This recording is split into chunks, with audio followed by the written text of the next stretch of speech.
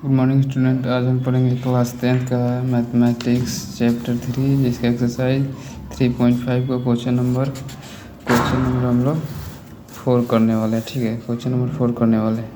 Question number 3 तक हम लोग कर लिए थे, क्वेश्चन नंबर 4 का फर्स्ट पार्ट करेंगे। ओके, चलिए देखते हैं क्वेश्चन नंबर 4 का फर्स्ट पार्ट क्या कहता है।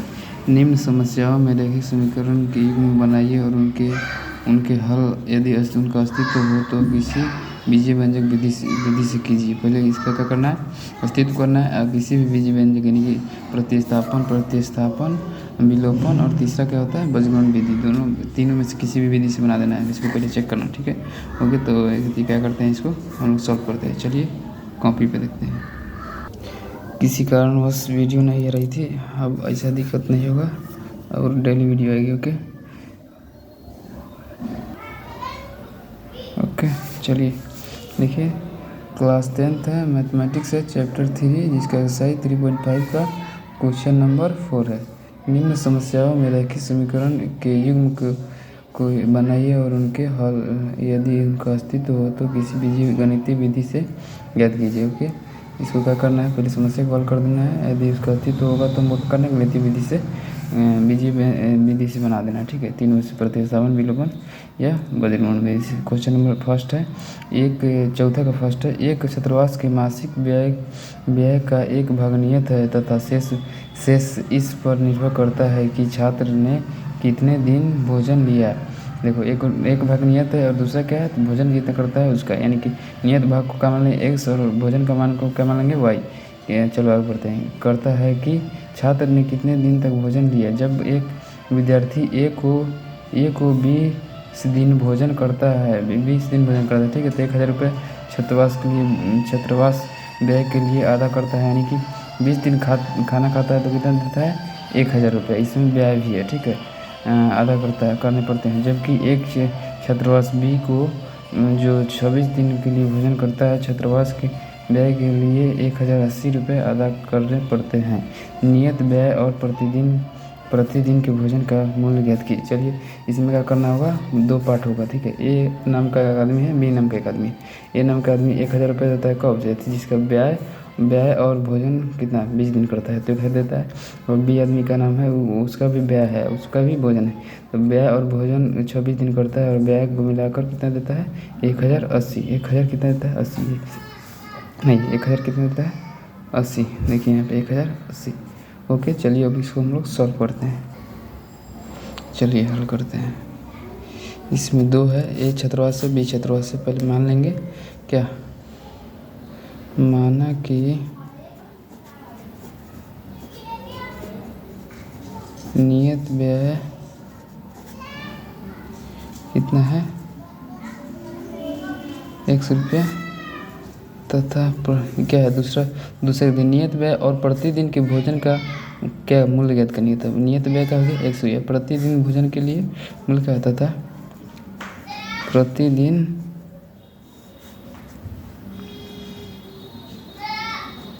भोजन का मूल्य यानी कि उसका व्यय कितना, y रुपये मान लेते हैं। ठीक है, यहाँ पे प्रश्न के प्रथम भाग से क्या है, प्रश्न के प्रथम भाग से क्या है, जबकि एक विद्यार्थियों को भोजन देखो यहाँ पे, जब एक विद्यार्थी ए को 20 दिन भोजन करता है तो 1000 रुपये देता है। इसमें नियत भाड़ा भी है। तो प्रश्न के प्रथम भाग से क्या करेगा, विद्यार्थी ए के लिए,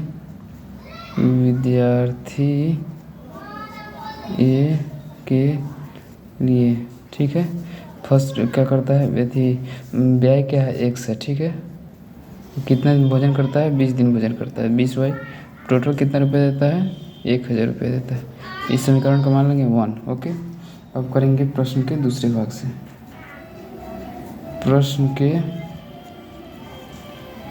दूसरे भाग से नहीं, प्रश्न के दूसरे भाग से किसके लिए, विद्यार्थी ए के लिए था, विद्यार्थी बी के लिए।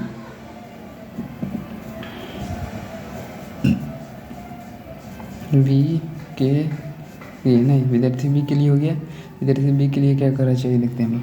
यहाँ पे 1000 रुपये छात्रावास के लिए अदा करता है, जबकि एक विद्यार्थी बी जो 26 दिन के लिए भोजन करता है, छात्रावास को व्यय कितना देता है 1180 1080 नहीं 1180 देता है। ओके, तो यहाँ पे देखेंगे नियत व्यय पहले जोड़ देंगे। नियत व्यय क्या है 100 और भोजन के लिए 1 दिन भोजन करेंगे तो y रुपये देगा, 26 दिन भोजन करेगा तो 26 y रुपये देगा, बराबर कितना रुपये दिया है दोनों मिलाकर 1180 रुपये दिए। तो इससे विकल्प कौन हो गया 2 हो गया। ओके, अब इसको क्या करते हैं जांच करते हैं। जांच करने के लिए जो याद होगा आप लोगों को A1 A2 बराबर B1 B2 बराबर C1 C2 याद है, वही वाला सिस्टम यहाँ पे है नहीं। तो हम देखिए समीकरण 1 और समीकरण 2 से क्या करेंगे A1 निकाल लेंगे।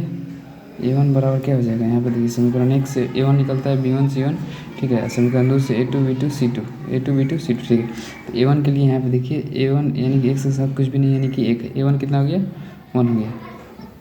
हो गया, अब क्या करेंगे यहाँ पे देखिए B1 क्या हो जाएगा y के साथ जो रहता है वो B1 होता है, B1 हो गया 20 हो गया और C1 क्या हो गया हमारा C1 हो गया 1000 नहीं। अब देखिए A उसके बाद क्या है A2 यानी कि समीकरण 2 से दो कहने का मतलब समीकरण 2 से होगा उस A2, अगर तीसरा होता तो A3 लिखा था, समझ में रहा है। समीकरण 1 x के साथ कुछ भी नहीं है यानी कि 1 है, x वाले को A1 कहते हैं y वाले को B1 कहते हैं यानी कि इसका समीकरण 2 से है तो B2 कहेंगे 26 हो गया और C2 क्या हो जाएगा हमारा 1180 रुपये नहीं 1180 रुपये 1180 नहीं। अब देखिए यहाँ पे क्या करते हैं इसको करेंगे, देखिए यहाँ पे करेंगे A1 बटा A2 कितना होगा A1 कितना है देखिए 1/1 यहाँ पे लिख देते हैं 1/1 नहीं।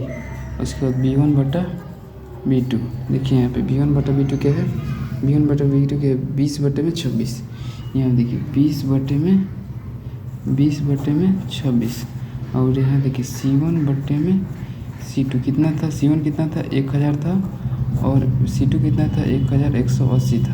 अब इसको कटाना है 1 जीरो से 1 जीरो खत्म, यहाँ देखिए कटेगा 2 से ये भी कटेगा 2 से, यहाँ देखिए तो 2 दिए 10 जीरो और 2 पीछे 10 1 जाएगा तो 18 2 18 यानी कि हो जाएगा 50/में क्या जाएगा 59। अब देखिए अब चेक करेंगे A1/में A2 बराबर है, देखिए यहाँ से देखिए A1/में 1/2 है, इसका मतलब हो गया 1 हो गया 1 बराबर है क्या 20/26 इसी कट भी जाएगा, ये कटेगा कितना से कट जाएगा 2 से, तो 2 देखिए 10 2 1 2 2 3 यानी कि 10/13 यानी कि 1 बराबर है इसके नहीं है, इसके बराबर नहीं यानी कि B1/में B2 के बराबर नहीं है। तो क्या है प्रतिच्छेदी है, प्रतिच्छेदी जिसका अस्तित्व होता है प्रतिच्छेदी नहीं, इस अस्तित्व है अस्तित्व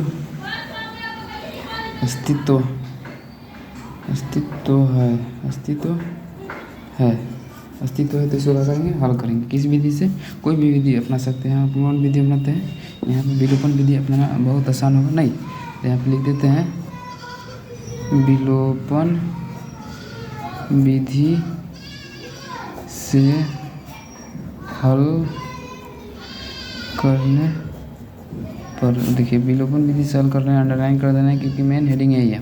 समीकरण 2 है कौन पहला है x + 20y = 1000, दूसरा समीकरण क्या है x + 26y = 1000, इसको लिख देते हैं यहाँ पे क्या नहीं x + 20y = 6000 नहीं बराबर समीकरण में ये एक है x + 26y बराबर में क्या है 1080 1180 ये समीकरण 2 हो गया। अब क्या करेंगे समीकरण 1 और समीकरण 1 में से समीकरण 2 घटाएंगे, क्यों घटाएंगे जी क्योंकि एक चर को ख़त्म करना है, एक्स वाला चर को ख़त्म कीजिए या वाई वाले चर को ख़त्म कीजिए, तो हम लोग क्या करेंगे एक्स वाले चर को ख़त्म कर देंगे नहीं क्योंकि ये आसान है। मान लीजिए इसको ख़त्म करना है तो इसमें करना होगा 26 गुना, ये नीचे वाला में करना होगा 20 गुना, तभी ये बराबर होगा नहीं इतना ही होगा, तो इससे करने से बहुत बड़ा हो जाएगा, तो इससे हमें आंकड़ा अधिक कैलकुलेट करने में दिक्कत होगा नहीं। तो हम क्या करते हैं समीकरण 1 में से समीकरण 2 घटाएंगे तो साइन चेंज होकर ये कट जाएगा नहीं, लिखेंगे यहाँ पे समीकरण 1 में से समीकरण 2 को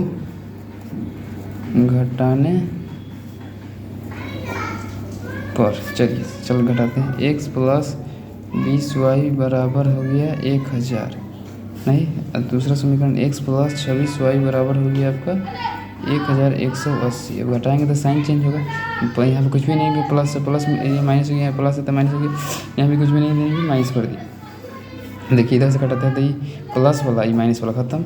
मान लीजिए 20 रुपये धन है, 26 रुपये कट जाए, 20 रुपये सता देंगे तो क्या रुपये बचेगा -6 रुपये। ओके, मान लीजिए 1000, 1180, 1000 से 1000 खत्म, यानी कि 1000 रुपये धन है, 1180 रुपये क्या कट जाते हैं, 1000 खत्म बचा क्या 180, वो भी माइनस में, यानी कि 1080 रुपये कर्ज रहेगा। अब इसलिए वाई को निकालेंगे, वाई निकालेंगे तो ये ऊपर जाएगा एक -180, ये माइनस का सिंबल है, यहाँ माइनस आ जाएगा, -6 हो जाएगा, तो माइनस माइनस खत्म, 6 3 18 30, यानी कि वाई का मान कितना है 30 है। अब इसको क्या करेंगे समीकरण 1 में, समीकरण 2 में रख देंगे तो हमारा वाई का मान निकल जाएगा। चलिए अब करते हैं समीकरण 1 में वाई का मान रखने पर, नहीं वाई का मान रखने पर, समीकरण 1 में, समीकरण 1 क्या है x + 20y = 26, 1000, x + 20y = 1000, नहीं अब y का मान रखेंगे तो x का x हो गया, प्लस 20 की जगह पर y की जगह पर क्या रखेंगे तो 30 रखेंगे, 30 रख दिया, बराबर हो गया 1000। यहाँ पे x का x प्लस 20, 3 दूनी 6, और 0 2 है तो 2 0, यानी कि 0 खत्म कीजिए तो 3 6 और 2 0 2 0 बराबर 1000।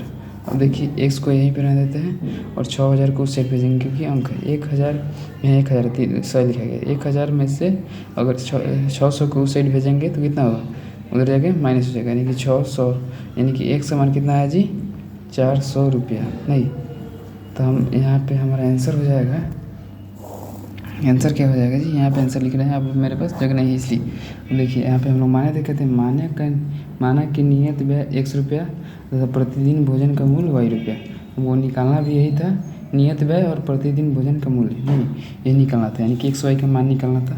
तो x का मान कितना है 400, y का मान कितना है 30 रुपये, तो इसको क्या बोलेंगे, अब देखिए वो x का क्या मानेंगे नियत व्यय, यानी कि यहाँ पे लिखेंगे अतः नियत व्यय, आप लोग इसके आगे लिखिएगा, ठीक है, मेरे पास जगह नहीं इसलिए नीचे लिख रहे हैं, कितना रुपया होगा, नियत व्यय क्या है x है, x है ना, x का मान कितना है 400, तो यानी कि x बराबर 400 रुपया हो जाएगा इसका, नहीं अब भोजन का क्या, प्रतिदिन भोजन का मूल्य, प्रतिदिन है, प्रतिदिन भोजन का मूल्य क्या हो जाएगा जी, ₹y था, नहीं y की जगह पे क्या है 30 है, यानी कि 30 रुपये, एक दिन भोजन करता था कितना रुपया देना पड़ा 30 रुपये। उसी तरह आप क्या करेंगे x का मान और y का मान किस में रखेंगे, समीकरण 1 में रखेंगे तो 1000 आएगा, समीकरण 2 में रखेंगे तो 1180 आएगा। इस तरह हम लोग जाँच कर सकते हैं। आप लोग उम्मीद है कि आप लोग इस प्रोसेस से संतुष्ट होंगे, आप स्क्रीनशॉट भी ले सकते हैं। बहुत लंबा वीडियो हो चुका है, अब इस अगले वीडियो में इसका 3 पार्ट पढ़ेंगे, दूसरा पार्ट पढ़ेंगे, चौथा का दूसरा। Okay, tata bye bye.